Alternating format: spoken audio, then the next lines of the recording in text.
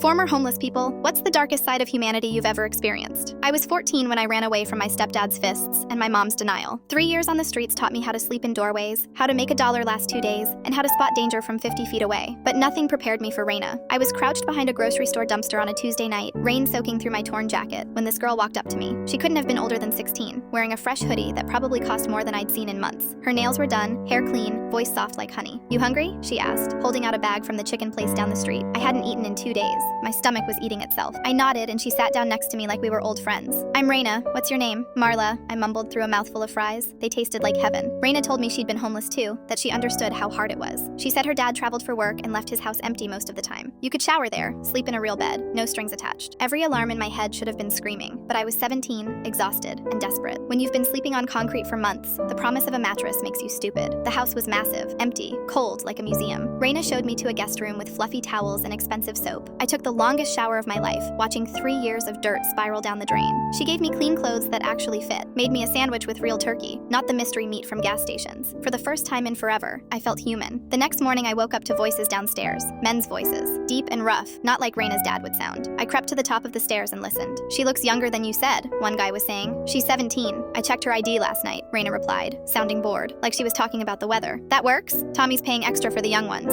My blood turned to ice. I wasn't a guest. I was merchandise. I tiptoed back to the bedroom and locked the door, hands shaking so hard I could barely turn the key. Through the window I could see a man in the driveway counting cash. Another guy was smoking by a black car, waiting. I heard footsteps on the stairs, Raina's voice calling my name like nothing was wrong. "Marla, time to meet my friends." I grabbed the razor from the shower and pressed myself against the bathroom door. When the bedroom door rattled, then splintered open, the first guy through got the blade across his cheek. He screamed and stumbled back, blood running down his face. I ran past him, down the stairs, through the kitchen, found a side door and burst through it barefoot onto the concrete. Ran 6 blocks in my socks until I saw the police station. The cops didn't believe me at first. Thought I was high or crazy, street kid making up stories. But I described everything. The house layout, the car license plates, the way Raina had asked for my ID like she was checking my age for something specific. They found the house, found Raina's laptop with chat logs from underground forums where she advertised her deliveries. Screenshots of her rating system for the girls she brought. 5 stars for young and compliant, 3 stars for fighters. Turns out her dad really was traveling. Had no idea his 17-year-old daughter was running a trafficking operation out of his house. The money went to a PayPal account linked to her student ID. She'd been doing this for 8 months. During the trial, I learned about the other girls.